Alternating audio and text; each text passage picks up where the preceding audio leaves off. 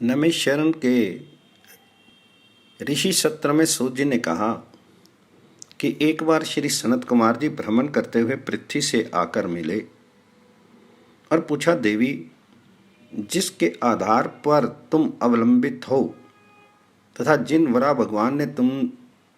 भगवान से तुमने पुराण का श्रवण किया है, उसे तत्वपूर्वक कहने की कृपा करो। ब्रह्मपुत्र सनत कुमार की बात सुनकर पृथ्वी ने उनसे इस प्रकार कहना आरंभ किया। पृथ्वी बोली, विपेंद्र, भगवत विभूति का ये विशेष अत्यंत गोपनीय है। जिस समय संसार में चंद्रमा, अग्नि, सूर्य और नक्षत्र, इन सभी का अभाव था, सभी दिशाएं स्तंभित थी, किसी को कुछ भी ज्ञान नहीं था, न पवन की गति थी, न अग्नि और विद्युत ही अपना प्रकाश फैला सकते थे, उस समय परम प्रभु परमात्मा ने मत्स्य का अवतार धारण करके रसातल से वेदों का उद्धार किया। फिर उन्होंने कूर्म का अवतार धारण करके अमृत प्रकट किया। हिरण्यकश्यप वर पाकर गर्वीला हो गया था, उस समय भगवान जी ने नरसिंह का अवतार धारण करके उनका संहार किया और उसका संहार करके प्रहलाद तथा विश्व की रक्षा की। इसी प्रकार उन्होंने परशुराम तथा राम का अवतार धारण करके रावण आदि दुष्टों का संहार किया और भगवान वामन द्वारा बलि बांधे गए। फिर सृष्टि के आरंभ में जब मैं समुद्र में डूबी जा रही थी, तब मैंने भगवान जी से प्रार्थना की, जगत प्रभु, आप संपूर्ण विश्व के स्वामी हैं, देवेश, आप मुझ पर प्रसन्न होइए।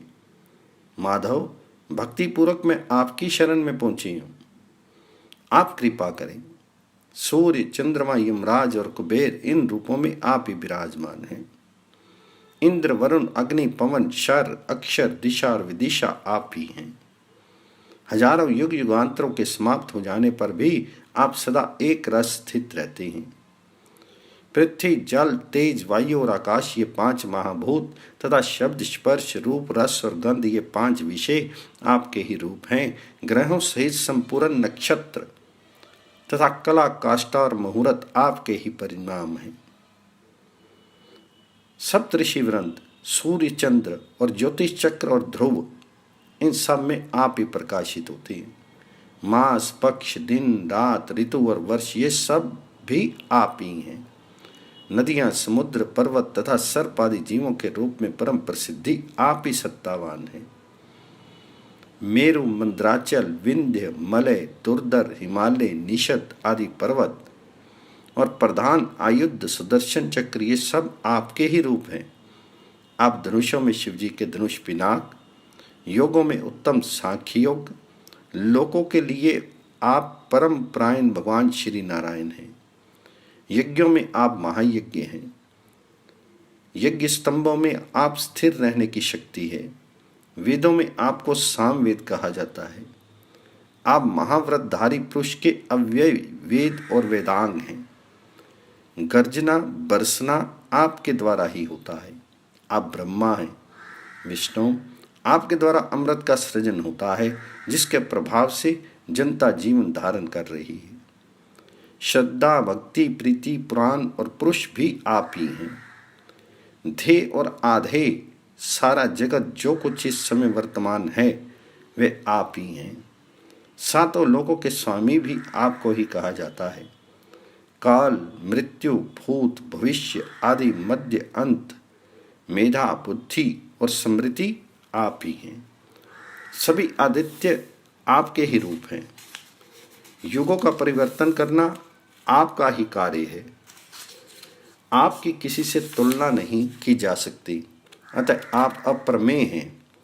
आप नागों में शेष तथा सर्पों में तक्षक हैं। उद्धव, प्रभ, वरुण और वारण रूप में भी आप ही विराजते हैं। आप ही इस विश्व लीला के मुख्य सूत्रधार हैं। सभी ग्रहों में ग्रह देवता आप ही हैं। सबके भीतर विराजमान, सबके अंतरात्मा और मन आप ही हैं। विद्युत और वैद्युत एवं महाद्युति, ये आपके ही अंग हैं। वृक्षों में आप वनस्पति तथा आप सत्क्रियाओं में श्रद्धा हैं। आप ही गरुड़ बनकर अपने आत्म रूप श्री हरि को वहन करते हैं और उनकी सेवा में प्राण रहते हैं। दुंदवी और नेमी घोष से जो शब्द होते हैं वे आपके ही रूप हैं। निर्मल आकाश आपका ही स्वरूप है। आप ही जय और विजय हैं। सर्वस्वरूप सर्वव्यापी चेतन और मन भी आप ही हैं। ऐश्वर्य आपका स्वरूप है। आप पर एवं प्रात्मक हैं। विश्व एवं अमृत भी आपके ही रूप हैं। जगद्वंद प्रभु, आपको मेरा बारंबार प्रणाम है। लोकेश्वर, मैं डूबी जा रही हूँ, आप मेरी रक्षा करें। यह भगवान केशव की स्तुति है। व्रत में दृढ़ स्थिति रखने वाला जो पुरुष इसका पाठ करता है, यदि वह रोगों से पीड़ा पा रहा हो तो उसका दुख दूर हो जाता है। यदि बंधन में पड़ा हो तो उससे उसकी मुक्ति हो जाती है। अपुत्री पुत्रवान बन जाता है। दरिद्र को संपत्ति सुलभ हो जाती है। विवाह की कामना वाले अविवाहित व्यक्ति का विवाह हो जाता है। कन्या को सुंदर पति प्राप्त होता है।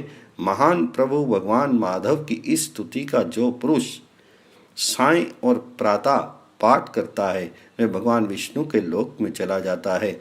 इस विषय में कुछ भी अन्यथा विचार नहीं करना चाहिए।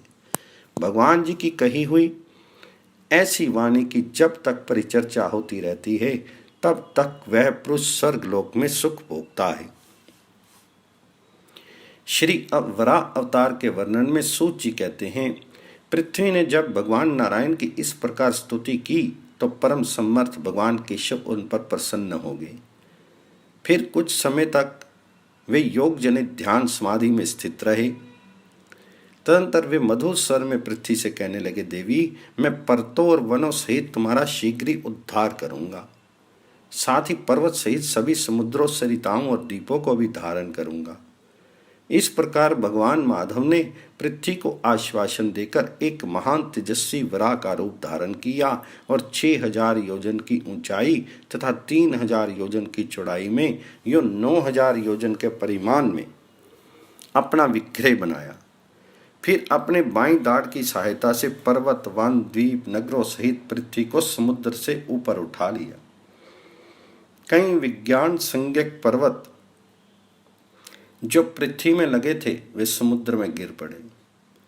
उनमें कुछ तो संध्याकालीन मेघों की तरह विचित्र शोभा प्राप्त कर रहे थे और कुछ निर्मल चंद्रमा की तरह भगवान वराह के मुख के ऊपर लगे सुशोभित हो रहे थे। इनमें कुछ पर्वत भगवान चक्रपाणि के हाथ में इस प्रकार शोभित हो रहे थे मानो कमल खिले हों। इस प्रकार भगवान वराह अपनी दाढ़ पर 1000 वर्षों तक समुद्र सहित पृथ्वी को धारण किए रहे। उस दाढ़ पर ही कई युगों के काल का परिमाण व्यतीत हो गया। फिर 71वें कल्प में कर्दम प्रजापति का प्राकट्य हुआ। तब से अविनाशी भगवान विष्णु पृथ्वी के आराध्य देव माने जाते हैं। परंपरा के अनुसार यही उत्तम वराह कल्प कहलाया।